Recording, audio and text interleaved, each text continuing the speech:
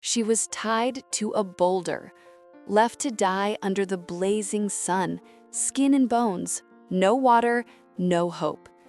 People walked right past her, but when I saw those eyes, I knew everything was about to change. This is Pickles' story. I'll never forget the first time I saw her. She was abandoned, tied to a boulder under the merciless sun. A tiny body, just skin stretched over fragile bones. Exhausted, but somehow still holding on. There was something in the way she lay there, broken, yet unbroken. That image pierced straight through me. People must have passed her by. Some even looked right at her and kept walking. How? How could anyone see that fragile little life and just leave? But when I saw her, something inside me snapped. I didn't think twice. I drove straight to the New York shelter where they had taken her. My heart was pounding. What if someone else got there first? What if I was too late? The moment I walked in and our eyes met through the bars of that cold cage, time stopped. Those huge, deep, chocolate brown eyes locked onto mine, and I knew this wasn't just going to be the start of a new life for her. It was going to change mine, too. But I had no idea what was coming. She was just a baby, maybe a year old, but her body already carried the signs of struggle. It was obvious she had recently given birth, though there were no puppies to be found. We didn't know what had happened to them, but those eyes told me everything I needed to know. Her little paws clung to the bars like she was saying, "Please, just notice me." And I did. With every passing second, I fell a little more in love with her. And before we continue, please, I'm begging you, hit that subscribe button right now. It breaks my heart when I see thousands of views, but only a few subscribers. These rescue stories take so much effort to share. It takes 1 second, but it means the world. Subscribe right now so you never miss another heartwarming rescue like Pickles. Now, back to her incredible journey. That same day, I signed the papers, brought her home, and gave her a name, Pickles. From the very beginning, it was clear that Pickles had never lived in a real home. The way she reacted to everything told me just how new the world was to her. Riding in the car was like boarding a spaceship. She sat perfectly still, staring out the window, and the television was a mystery. She'd tilt her head, watching the people inside that glowing box. She just studied it for hours, trying to make sense of it all. Everything was strange. Everything was new. But at night, everything changed.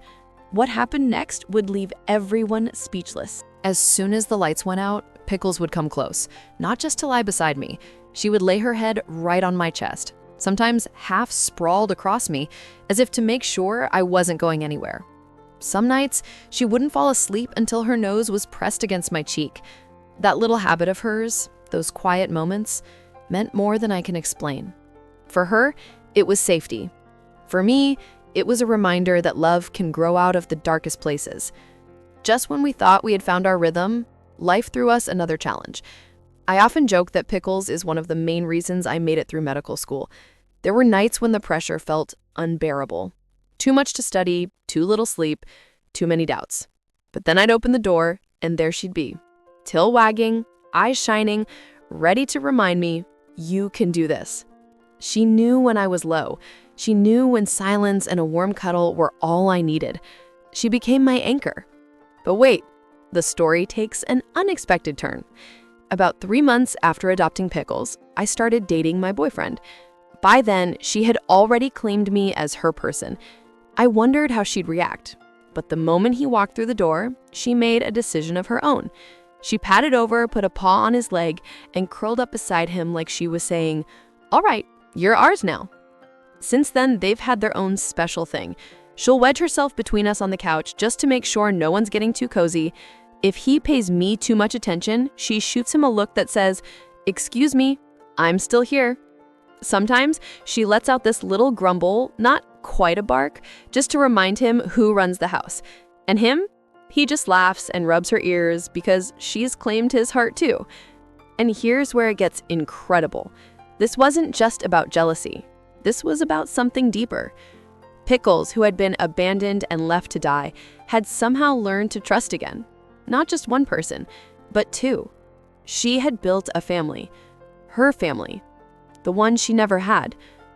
Watching her transform from that terrified soul tied to a boulder into this confident, loving companion was nothing short of a miracle.